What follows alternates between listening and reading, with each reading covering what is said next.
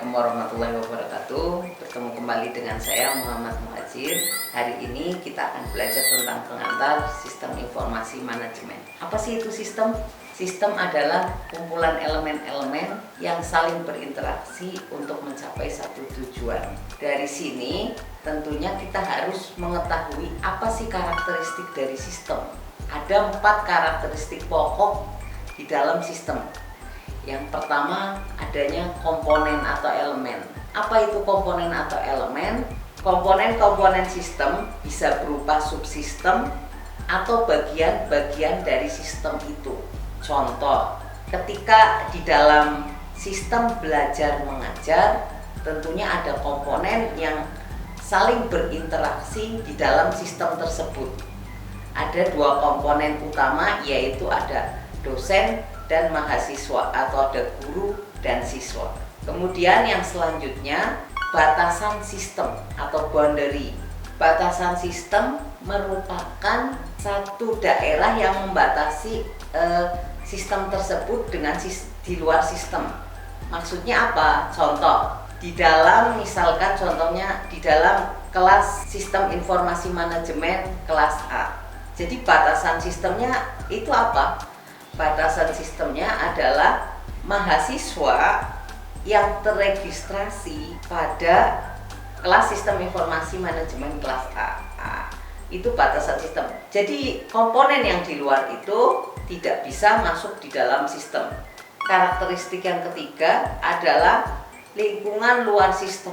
Lingkungan luar sistem itu apa? Elemen-elemen yang tidak berinteraksi secara langsung di dalam sistem, tetapi dia masih mempunyai hubungan atau masih berpengaruh terhadap sistem itu. Contoh, di dalam kegiatan sistem belajar mengajar ada elemen yang masih berpengaruh terhadap sistem belajar tersebut. Contohnya ada divisi pengajaran dan divisi akademik. Elemen tersebut berpengaruh terhadap kegiatan belajar mengajar karena mereka akan merekap kehadiran dari sistem belajar mengajar dan mereka akan mengeluarkan nilai dari sistem belajar mengajar, ya, yang mengurusi itu.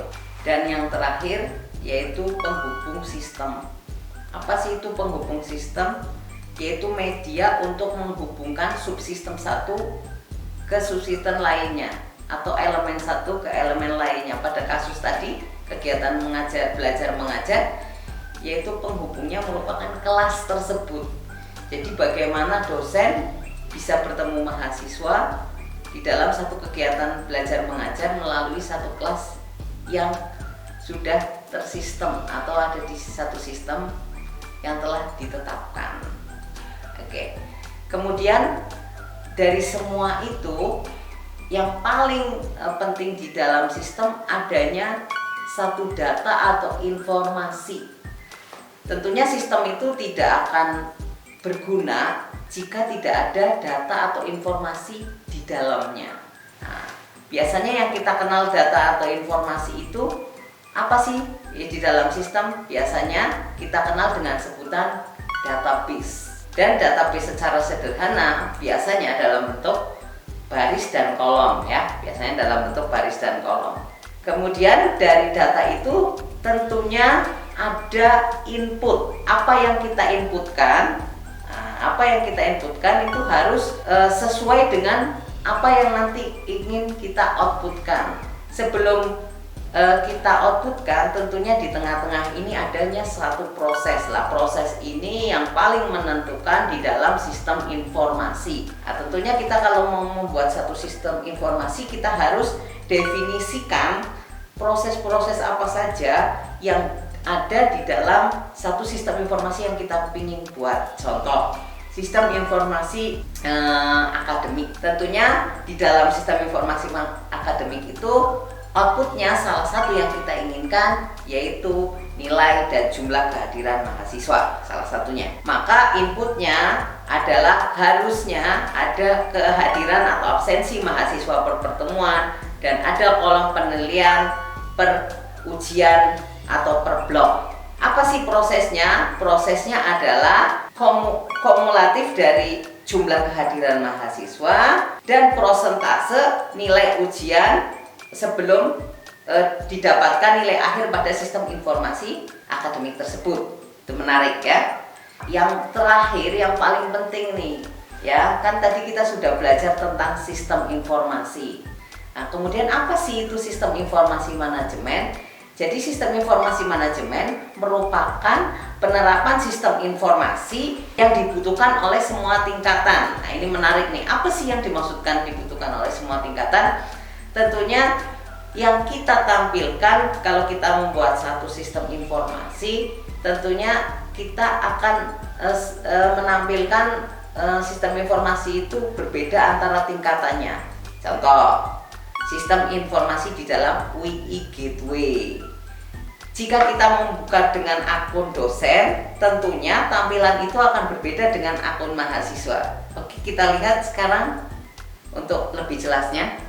Jika akun dosen, maka di dalamnya ada UI IRAS, UI perkuliahan, UI akademik, dan UI presensi. Di mana di sini jika UI akademik, dosen bisa melihat data induk masing-masing mahasiswanya dan dosen bisa melihat KHS masing-masing mahasiswa. Nah, kita bisa lihat UI Gateway dengan akun mahasiswa seperti ini.